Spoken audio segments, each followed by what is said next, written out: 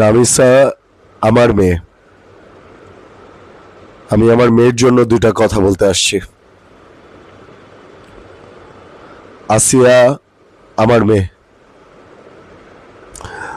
মাদ্রাসায় যত শিশু বলাৎকার হয় সব আমার ছেলে মেয়ে। যত এই ধরনের ঘটনা ঘটছে, যারা ভিকটিম ছিল সবাই আমার সন্তান। আমি যে কিছু বলতে আসছি, আমি কি বলবো আমি? নবারুণ ভট্টাচার্য একটা কথা বলছিল যে আমি একটা ইতরের দেশে বাস করি।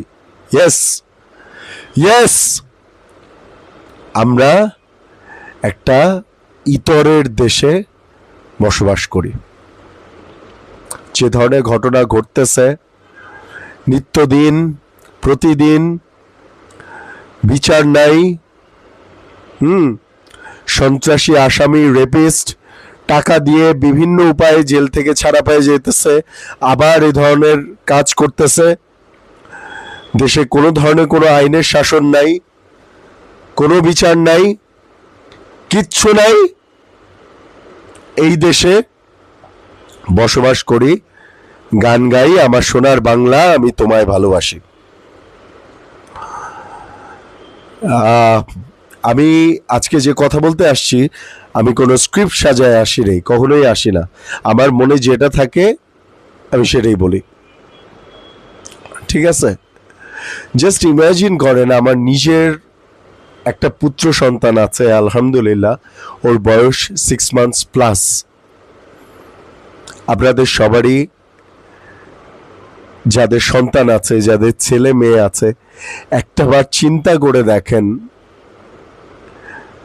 যে আল্লাহ মাফ করুক, ওই বাবার জায়গায় একবার নিজেকে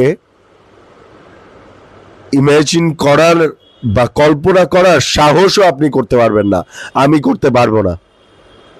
ভয়ে, আতঙ্কে, আশঙ্কায় আপনাদের রুহু কাঁপা উঠবে, আমারও। এই দেশ, এই সমাজ প্রাপ্তবয়স্ক মানুষের তো এতদিন নিরাপত্তা দিতে পারেই নাই।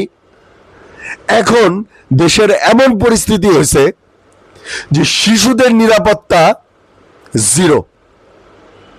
আমার বাচ্চা খেলতে যাবে, আমার বাচ্চা স্কুলে যাবে, আমার বাচ্চা একটু ঘর থেকে বের হবে, আমার বাচ্চা রামিসা সে ঘর থেকে পুরাপুরি বেরও হয় নাই, সে সিঁড়ির গোড়াটায় ছিল, ওখান থেকে তারে টান মেরে নিয়ে গেছে। তার মা যখন দরজায় নক করতেছিল, ওই সোহেল রানা, ওই ড্যাশের বাচ্চা, ও তখন আমার মেয়ের গলা কাটতেছিল। ওর চিৎকার শোনা গেছে, কিন্তু ওর মা বুঝতে পারে নাই, মনে করছে অন্য ফ্ল্যাটের থেকে কোনো পাগলের মতন দরজা ধাক্কাইতেছিল। এবং ওই ড্যাশের বাচ্চা ছিল একজন রিক্সা মেকানিক। সে কয়েকদিন আগে জেল খেটে বের হয়েছে, তারে ছেড়ে দেওয়া হয়েছে। সে একজন সন্ত্রাসী, সে একজন মাদকাসক্ত, তারপরেও সে জেলে ছিল, তাকে ছেড়ে দেওয়া হয়েছে। এই ধরনের কাজ সে ঘটাইছে, শুধু সেই ঘটায় নাই, তার স্ত্রী তাকে এতে মদত দিছে। একজন মহিলা মানুষ হয়ে একটা ছোট্ট মেয়ে, একটা ছোট্ট শিশুকে রেপ করতে সহযোগিতা করছে, ওরে 2 ভাগ করতে সহযোগিতা করছে, পালাইতে সহযোগিতা করছে। আপনারা কত কিছু করলেন বাবারে বাবা। 5ই আগস্ট থেকে যে কত কিছু, কত স্বপ্ন, কত আশা, এটা করবেন, ওইটা করবেন, হ্যান কারেঙ্গা, ত্যান কারেঙ্গা, বাল ফেলেঙ্গা। এখন আমার দেশের সিচুয়েশন কি? নিত্যদিন বাচ্চা রেপ হয়, হামে 400-500 শিশু মারা যায়। এই হচ্ছে আমার দেশের সিচুয়েশন। আপনাদের জুলাই, আপনাদের মুক্তিযুদ্ধ, আপনাদের সরকার পরিবর্তন, হ্যাঁ, আপনাদের এক একজনের জ্বালাময়ী ভাষণ, আপনাদের এক একজনের স্টুডেন্ট থেকে কোটি কোটি টাকার মালিক হয়ে যাওয়ার কাহিনী, কত কিছু মাঝখান দিয়ে আমরা সাধারণ মানুষরা কি পাইছি? ঠন ঠনা ঠন ঠন, ঠন ঠনা ঠন ঠন, নো বিচার, নো আইন কানুন, নো আইনের শাসন, বাচ্চা রেপ হইতেছে, বাচ্চা ধর্ষণ হইতেছে, মাদ্রাসায় প্রতিদিন শিশু বলৎকার হইতেছে, মাইরা ঝুলায় রাখা হইতেছে, হুজুররা বলৎকার করতেছে, এই ধরনের ঘটনা ঘটতেছে, নো বিচার, নাথিং। ঠিক আছে, এই এতগুলা স্টুডেন্ট জীবন দিল প্রাইভেট ইউনিভার্সিটি, ন্যাশনাল ইউনিভার্সিটি মিলা, ওদেরকে যদি তখন দেখানো যাইতো যে 1-2 বছর পরে দেশের অবস্থা এই হবে, বারবার বলছি, ওরা বলতো আমরা মায়ের সন্তান, মায়ের কোলে ফেরত যাই, পড়াশোনা করি, নিজেদের ক্যারিয়ার স্ট্যাবলিশ করি, এইসব বালছালের মধ্যে আমরা নাই, ওরা এটা বলতো।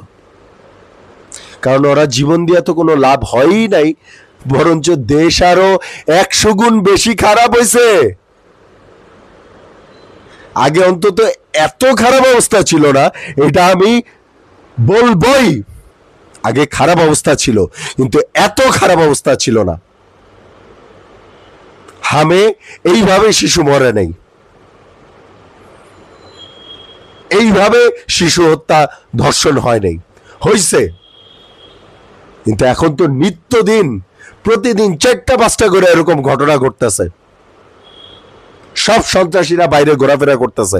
আগে আমি রাত্র 2টা, 3টা, 4টার সময়ও কোনো আমার বাইরে কাজ থাকলে আমি বাসায় ফিরছি, আমার ভয় লাগে নাই নিরাপত্তার। এখন আমার ভয় করে। কেন? কেন?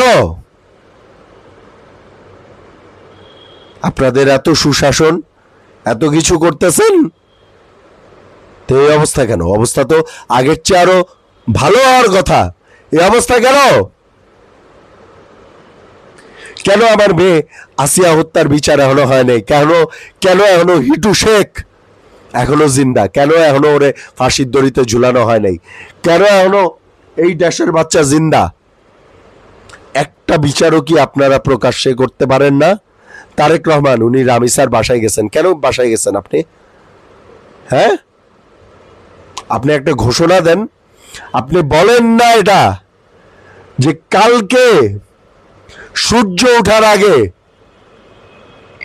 এই অপরাধীর শাস্তি কার্যকর করতে হবে, আগামীকাল সূর্যোদয়ের আগে, ফজরে আজান দেওয়ার আগে। বলেন না এটা, বলেন, করে দেখান।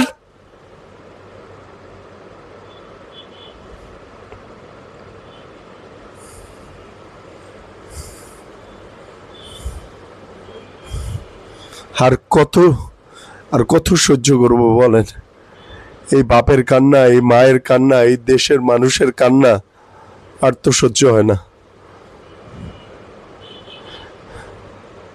ফেসবুকে পোস্ট করি আমরা, এরকম ভিডিও রেকর্ড করি, এরকম প্রতিবাদ জানাই। রামিসার বাপের ভাষ্য মতে 7 দিন 14 দিন পরে সব ভুলা যাই, সব চুপ, আবার নতুন আরেকটা ঘটনা ঘটে, কোনো বিচার নাই। এভাবে আর কত বড় ক্লান্ত হয়ে গেছে। কিছু একটা করেন, সবাই মিলে কিছু একটা করি, আসেন সবাই মিলে কিছু একটা করি, এই দেশটারে বিচারের সুশাসনের একটা দেশ বানাই। সরকার প্লিজ প্লিজ এদের প্রকাশ্যে শাস্তির ব্যবস্থা করেন। আর পারি না,